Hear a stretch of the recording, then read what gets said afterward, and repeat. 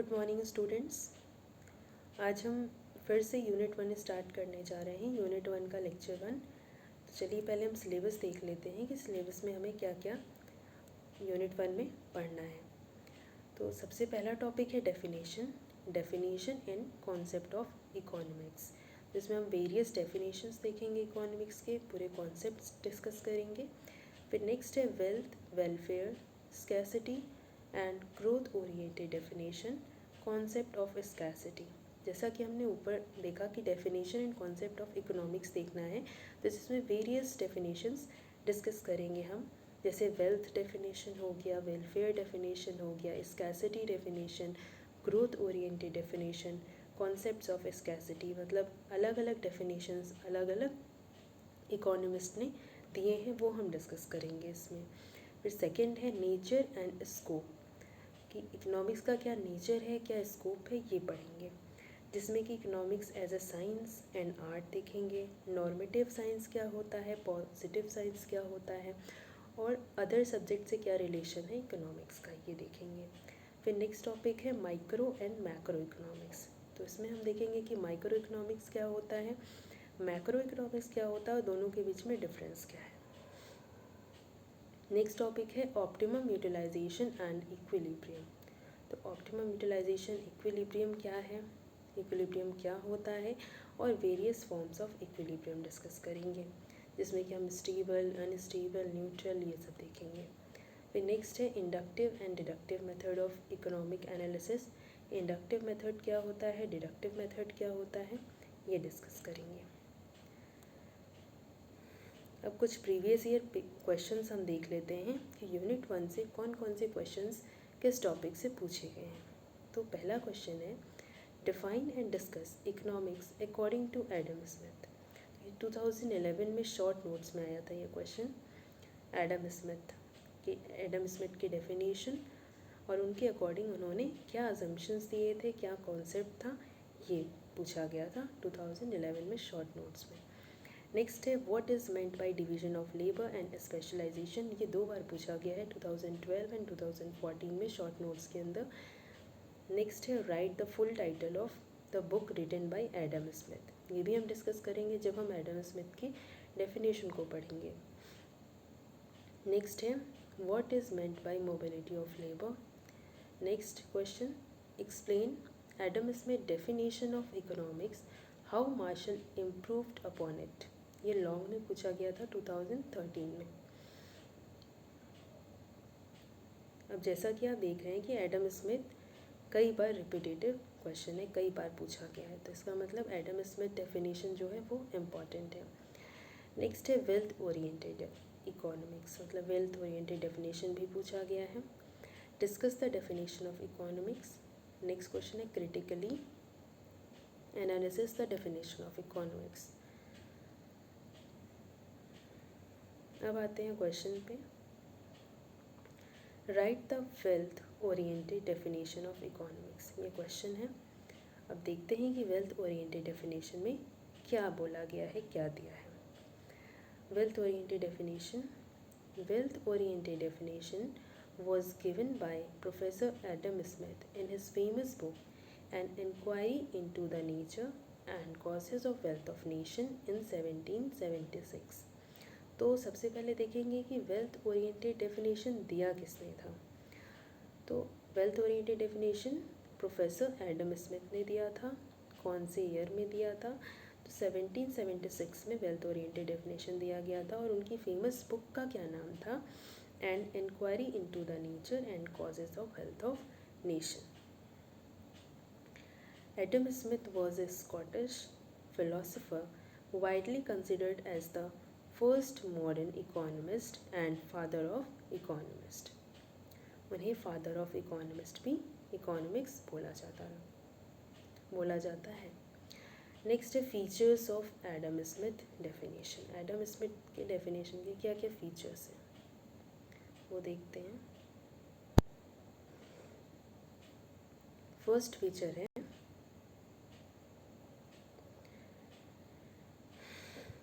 Economics is the study of wealth only. तो Adam Smith के definition में ही हमने क्या पढ़ा कि wealth oriented definition, Adam Smith ने जो डेफिनेशन दी थी उसका नाम ही है वेल्थ ओरिएंटेड डेफिनेशन। मतलब कि यहाँ पे सिर्फ और सिर्फ वेल्थ की स्टडी की गई है।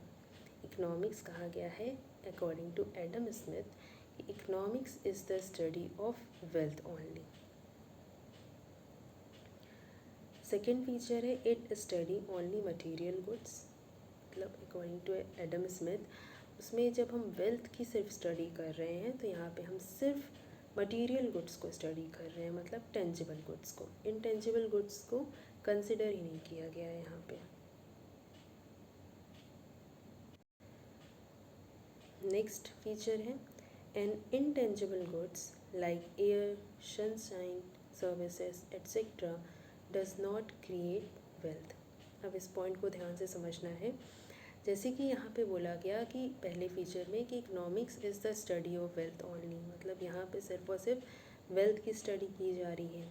सेकंड बोला गया है कि it study only material goods, कि सिर्फ मटेरियल गुड्स को स्टडी किया जा रहा है, मतलब जो भी टेंजिबल गुड्स हैं उनको, इनटेंजिबल गुड्स को कंसिडर ही नहीं किया गया है। मतलब इनके अकॉर्डिंग जो टेंजिबल गुड्स हैं उन्हीं से सिर्फ वेल्थ क्रिएट किया जा सकता है, इनटेंजिबल गुड्स से वेल्थ क्रिएट नहीं हो सकता।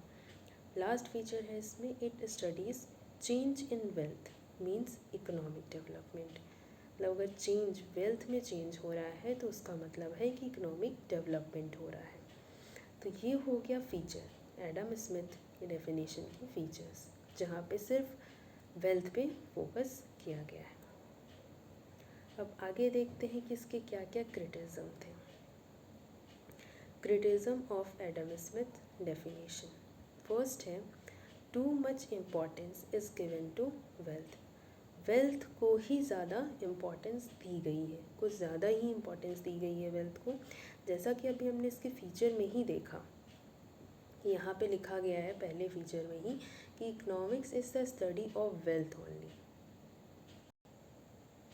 तो जैसा कि फीचर्स में ही दिया है कि economics is the study of wealth only, तो ये इसका सबसे पहला क्रिटिसिज्म हुआ कि too much importance is given to wealth, wealth पे ज़्यादा इम्पॉर्टेंस दिया गया है। नेक्स्ट है only tangible material goods have been taken into consideration. मतलब सिर्फ टेंजिबल गुड्स को ही कंसिडर किया गया है, जैसा कि अभी हमने इसके फीचर में भी डिस्कस किया था कि सिर्फ और सिर्फ टेंजिबल गुड्स पे फोकस किया गया है, इनटेंजिबल चीज़ों को इग्नोर किया गया है। मतलब कि इनके अकॉर्डिंग टेंजिबल चीज़ें हैं, जो टेंजिबल मटेरियल गुड्स हैं उन्हीं से सिर्फ वेल्थ क्रिएट किया जा सकता है। इनटेंजिबल चीज़ें, intangible goods does not create wealth according to Adam Smith, like air, sunshine, services etcetera. तो ये इसका सबसे बड़ा क्रिटिसिज्म ये भी था। एक पहला तो ये कि too much importance is given to wealth, and second only tangible goods like only tangible material goods have been taken into consideration. Next point है, नेक्स्ट क्रिटिसिज्म है no mention of men's welfare.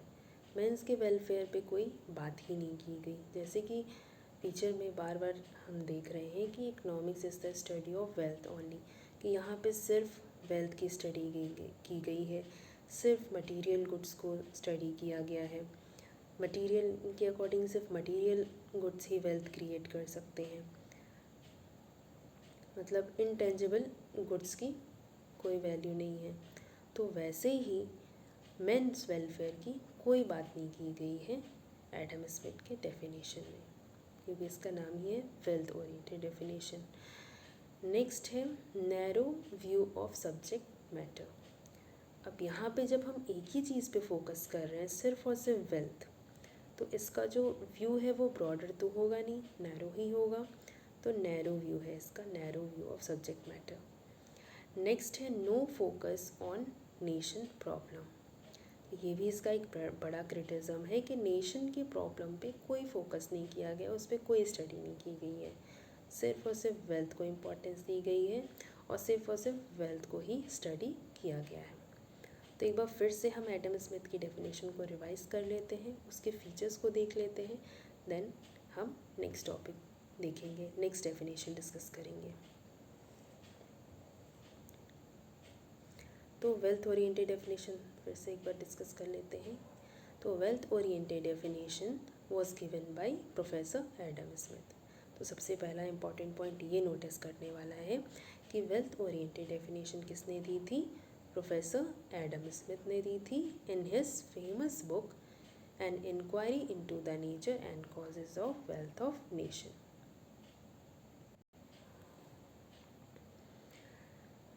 इन 1776 तो wealth oriented definition professor Adam Smith ने दी थी और उनकी famous book का नाम था an inquiry into the nature and causes of wealth of nation.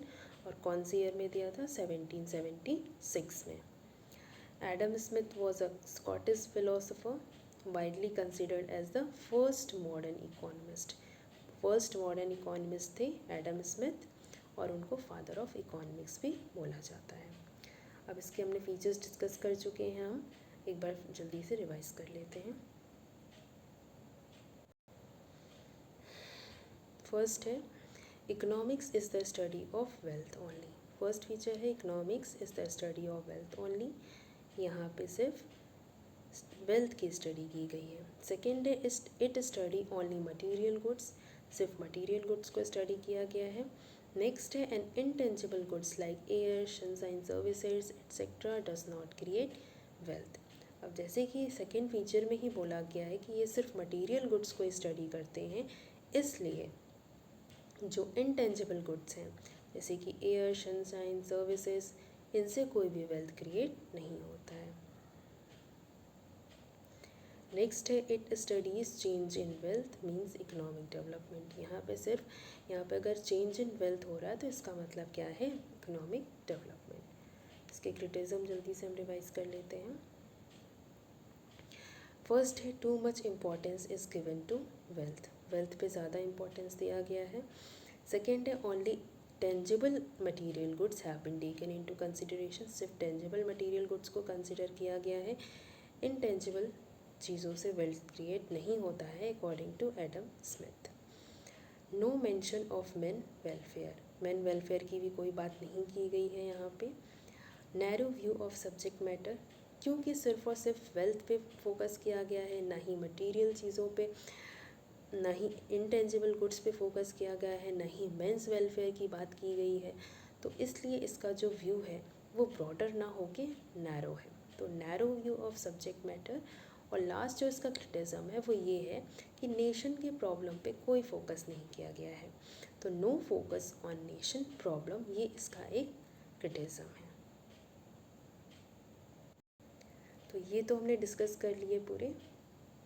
Wealth definition हम डिस्कस कर चुके हैं, जिसमें हमने वेल्थ डेफिनेशन में किसने दिया था, फेमस बुक का नाम क्या था, कौन से ईयर में दिया गया था, 1776 में। देन उसके फीचर्स डिस्कस कर लिए, रिवाइज कर लिए, उसके क्रिटिसिज्म भी रिवाइज कर लिए। अब हम आते हैं सेकेंड डेफिनेशन पे। वेल्थ डेफिनेशन हो गया, अब हम सेकेंड डेफिनेशन पे आते हैं जो हमारा है लेक्चर सेकेंड। यहाँ पे टॉपिक है welfare, scarcity and growth oriented definition और concept of scarcity.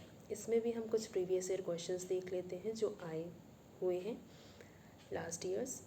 Discuss scarcity definition of economics, compare it with welfare definition.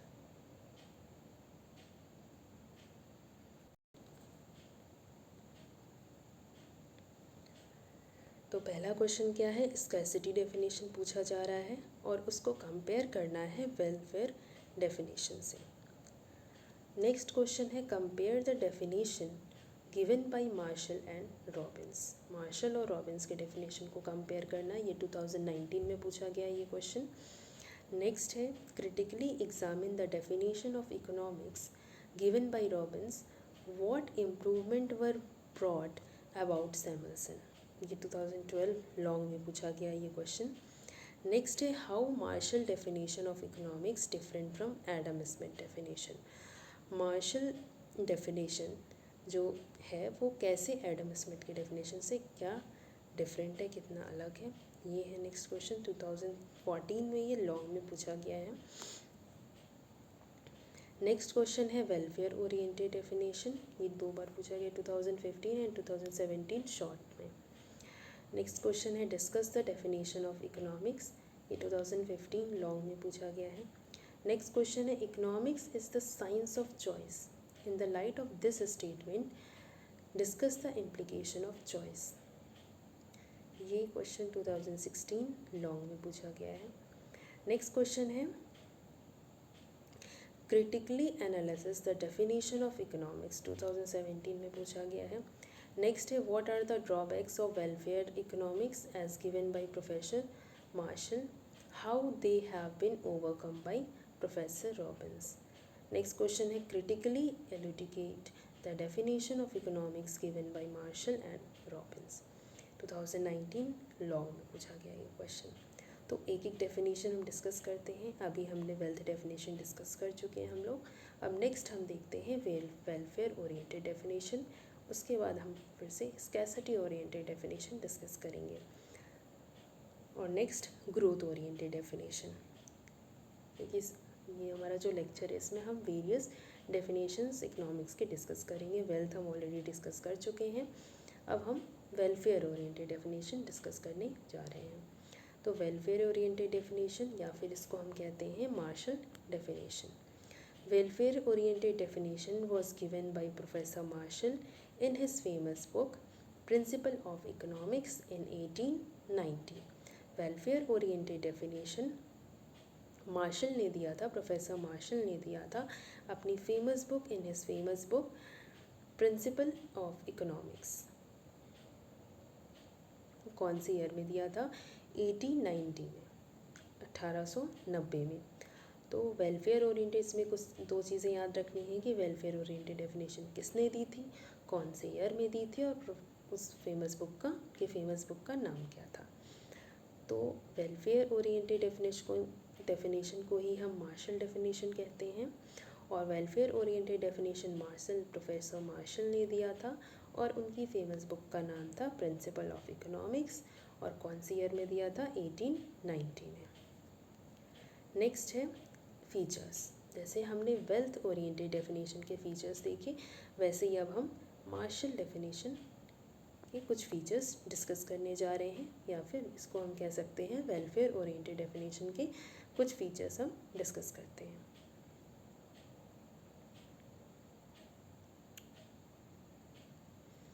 This Marshallian definition has the following important features. First feature है economics is the study of social man. Economics is the study of social man. जैसा कि हमने अभी देखा wealth oriented definition में, तो उसमें just इसका ऑपोजिट था। उसमें क्या था कि economics is the study of wealth only, वहाँ पे सिर्फ और सिर्फ वेल्थ को स्टडी किया जा रहा था, और यहाँ पे हम सोशल मैन मतलब मैन वेलफेयर की भी बात हो रही है। तो economics is the study of social man. Next है it explains ordinary business of life. यहाँ पे ऑर्डिनरी बिजनेस लाइफ को भी कंसिडर किया गया है। नेक्स्ट पॉइंट है it tells about real man.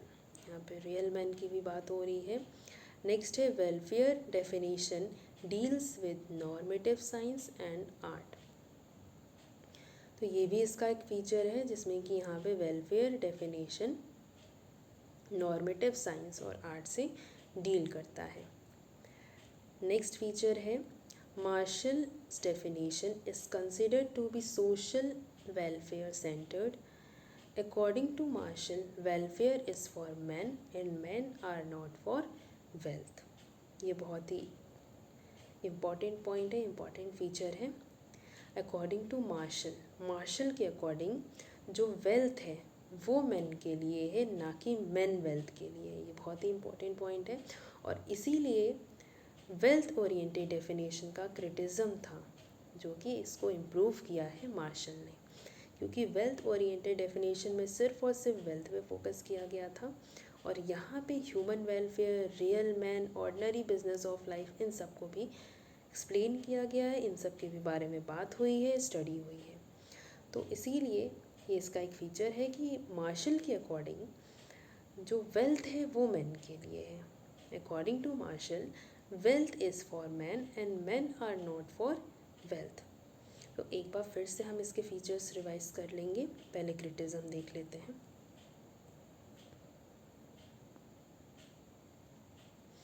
अब इसकी क्रिटिज्म क्या क्या है। New classical economics is sometime criticised for having a normative science. जैसा कि इसका एक फीचर है,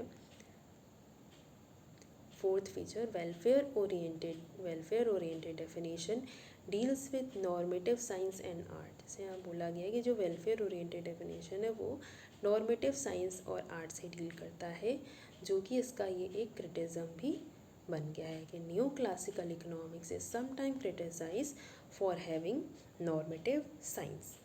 नेक्स्ट क्रिटिज्म है कि it does not focus on explaining actual science. ये इसका एक क्रिटिज्म है कि it does not focuses on explaining actual science. यहाँ पे एक्चुअल साइंस को एक्सप्लेन करने में फोकस नहीं किया जा रहा है। और लास्ट क्रिटिज्म है इसका कि professor Marshall use highly mathematical model and unreal assumption. जो प्रोफेसर मार्शल थे वो बहुत ही हाईली मैथमेटिकल मॉडल का यूज़ करते थे, कभी कभी उसको समझना भी डिफ़िकल्ट हो जाता था। तो ये इसलिए इसका एक क्रिटिज्म बन गया था कि professor Marshall use highly mathematical model and unreal assumption. तो ये इसके 3 क्रिटिज्म थे।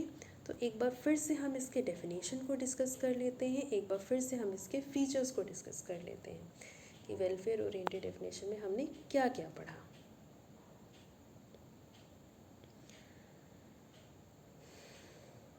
तो वेलफेयर ओरिएंटेड डेफिनेशन में हमने देखा कि किसने दिया है इसको। तो वेलफेयर ओरिएंटेड डेफिनेशन को सबसे पहले हम मार्शल डेफिनेशन भी कहते हैं।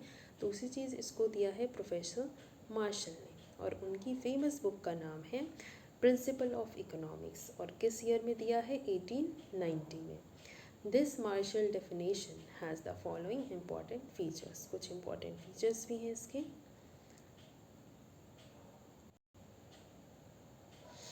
तो फर्स्ट फीचर है economics is the study of social man. क्योंकि जो वेल्थ ओरिएंटेड डेफिनेशन है उसमें सिर्फ और सिर्फ वेल्थ पे फोकस किया गया था, ह्यूमन वेलफेयर की कहीं पे बात नहीं की गई थी, जो कि मार्शल के डेफिनेशन में की गई है। तो ये इसका एक फीचर है कि economics is the study of social man. Next है it explain ordinary business of life. यहाँ पे ऑर्डिनरी बिजनेस ऑफ लाइफ को भी एक्सप्लेन किया जा रहा है। नेक्स्ट है it tells about real man. Real man के बारे में बात हो रही है। Welfare definition deals with normative science and art. Welfare definition जो है वो नॉर्मेटिव साइंस और आर्ट से भी डील करता है, जो कि इसका क्रिटिज्म भी बन चुका है। नेक्स्ट है Marshall definition is consider to be social welfare centre. जो मार्शल डेफिनेशन है उसको हम सोशल वेलफेयर सेंटर्ड भी कहते हैं, क्योंकि जैसे कि वेल्थ ओरिएंटेड में से वेल्थ पे फोकस किया गया था, यहाँ पे रियल मैन की भी बात की गई है, सोशल मैन की भी बात की गई है, इसलिए इसको हम सोशल वेलफेयर सेंटर्ड भी कंसिडर करते हैं। नेक्स्ट लास्ट जो इसका फीचर है वो है कि according to Marshall man wealth is for man and man are not for wealth. तो मार्शल के अकॉर्डिंग जो वेल्थ है वो मैन के लिए, ना कि मैन वेल्थ के लिए है, क्योंकि जब पर्सन ही नहीं रहेंगे तो वेल्थ क्रिएट कौन करेगा। अब इसके क्रिटिज्म है। फर्स्ट है new classical economics is sometime criticise for having a normative science. New classical economics इसको कभी कभी इसको क्रिटिसाइज करते थे, क्योंकि ये नॉर्मेटिव साइंस है, for having a normative science. It does not focus on explaining actual science. यहाँ पे एक्चुअल साइंस पे फोकस नहीं किया जा रहा है, एक्सप्लेन नहीं किया जा रहा है, तो इसलिए ये इसका एक क्रिटिज्म है। नेक्स्ट है professor Marshall use highly mathematical model and unreal assumption. Professor Marshall highly mathematical model और अनरियल अजम्पशन को यूज़ करते थे, जो कि काफ़ी डिफ़िकल्ट था और अनरियल था। तो ये हो गया वेलफेयर ओरिएंटेड डेफिनेशन। अभी हमें और भी डेफिनेशंस डिस्कस करनी है, जैसे कि scarcity definition, growth oriented definition, ये सब भी हमें डिस्कस करना है। तो एक बार हम सिर्फ इसका ओवरव्यू ले रहे हैं, फिर हम अपने नेक्स्ट लेक्चर में, जो हमारा लेक्चर 2 होगा, उसमें हम ये सब रिवाइज करेंगे पहले, देन हम स्कैसिटी और ग्रोथ को डिटेल में डिस्कस करेंगे। आज मैं बस आप लोग को ओवरव्यू दे देती हूँ।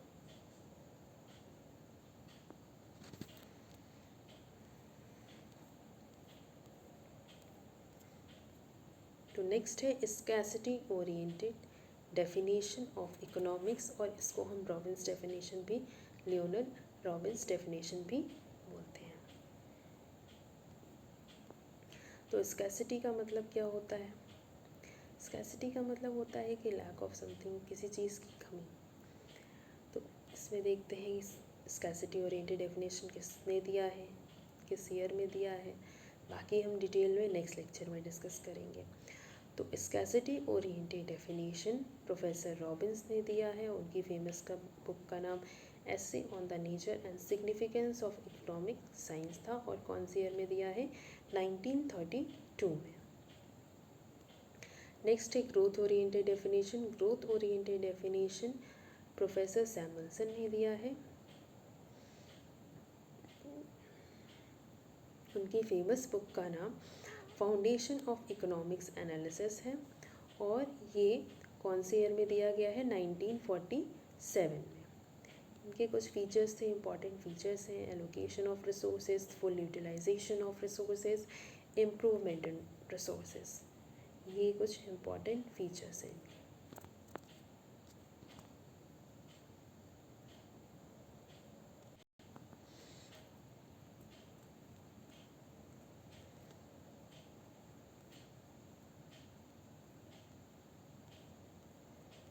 तो एक बार फिर से हम ओवरव्यू ले लेते हैं जो हमने आज डिस्कस किया है, देन हम नेक्स्ट लेक्चर में स्कैसिटी ओरिएंटेड डेफिनेशन और ग्रोथ ओरिएंटेड डेफिनेशन और भी डिटेल में डिस्कस करेंगे। तो वेलफेयर ओरिएंटेड डेफिनेशन में हमने क्या पढ़ा? वेलफेयर ओरिएंटेड डेफिनेशन में हमने सबसे पहले ये देखा कि इस डेफिनेशन को दिया किसने है, तो मार्शल ने दिया है।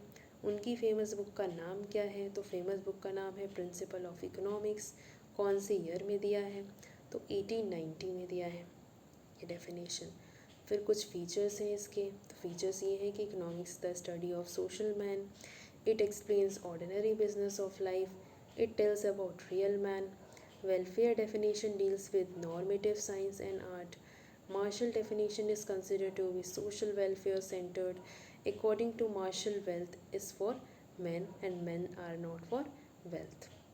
ये तो हमने फीचर्स डिस्कस भी कर लिए और रिवाइज भी कर लिए। अब क्रिटिज्म हम देख लेते हैं। तो क्रिटिज्म क्या है? Neo classical economics is sometime criticised for having a normative science. It does not focus on explaining actual science. Professor Marshall used highly mathematical model and unreal assumptions. तो ये हमने वेलफेयर डेफिनेशन या फिर कहें martial definition discuss कर लिया, इसके features discuss कर लिए और इसके कुछ क्रिटिज्म डिस्कस कर लिए। इसके साथ ही साथ हमने वेल्थ ओरिएंटेड डेफिनेशन भी डिस्कस किया, जिसमें हमने क्या डिस्कस किया कि वेल्थ ओरिएंटेड डेफिनेशन में सिर्फ और सिर्फ वेल्थ पे फोकस किया गया है, वेल्थ को स्टडी किया गया है। इनटेंजिबल गुड्स पे वेल्थ क्रिएट नहीं करते हैं, सिर्फ टेंजिबल गुड्स वेल्थ क्रिएट करते हैं। तो ये सारी चीज़ें हमने पढ़ी। और वेल्थ ओरिएंटेड डेफिनेशन किसने दी है? तो wealth oriented definition Adam Smith ने दी है। उनकी फेमस बुक का नाम क्या था? तो फेमस बुक का नाम था an inquiry into the nature and causes of wealth of nation. उसके भी हमने क्रिटिज्म फीचर्स डिस्कस भी कर लिए, रिवाइज भी कर लिए। देन हमें जो अपने नेक्स्ट लेक्चर में डिस्कस करना है वो हम क्या करेंगे?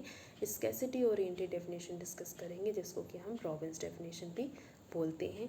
तो स्कैसिटी ओरिएंटेड डेफिनेशन रॉबिन्स ने दी है, इसके फीचर्स के बारे में हम अपने नेक्स्ट लेक्चर में डिस्कस करेंगे। एंड ग्रोथ सेंटर डेफिनेशन क्या है ये हम डिस्कस करेंगे, इसको किसने दिया है, कौन सी ईयर में दिया है, उसके फीचर्स क्या हैं, उसके क्रिटिज्म क्या है, ये सब हम डिस्कस करेंगे अपने नेक्स्ट लेक्चर में।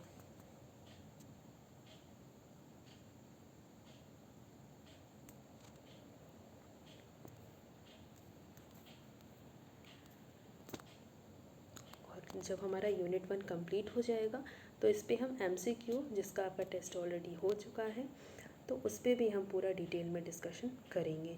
जितने MCQs हैं, क्वेश्चन एंड आंसर्स हैं, ये सब हम डिस्कस करेंगे। ग्रोथ ओरिएंटेड डेफिनेशन किसने दी है, कौन से ईयर में दी है, इसके जैसे कुछ फीचर्स हैं कि एलोकेशन ऑफ रिसोर्सेज, इसको डिटेल में डिस्कस करेंगे। फुल यूटिलाइजेशन ऑफ रिसोर्सेज क्या होता है, इम्प्रूवमेंट इन रिसोर्सेज क्या होता है, ये सब हम डिस्कस करेंगे। स्कैसिटी ओरिएंटेड डेफिनेशन क्या है, किसने दी है, इसके क्या क्या इंपॉर्टेंट फीचर्स हैं, ये हम डिस्कस करेंगे। तो हमारे सेकेंड लेक्चर में पहले हम वेल्थ और वेलफेयर ओरिएंटेड डेफिनेशन का एक बस ओवरव्यू लेंगे, क्योंकि ऑलरेडी हम इसमें डिस्कस कर चुके हैं, रिवाइज भी कर चुके हैं। बस हम ये देखेंगे कि उस डेफिनेशन को किसने दिया है, कौन से ईयर में दिया है। नेक्स्ट हम ये दोनों डेफिनेशन डिस्कस करेंगे, growth oriented definition and scarcity oriented definition. So students, आज के लेक्चर में सिर्फ इतना ही, बाकी हम नेक्स्ट लेक्चर में कंटिन्यू करते हैं। Thank you students.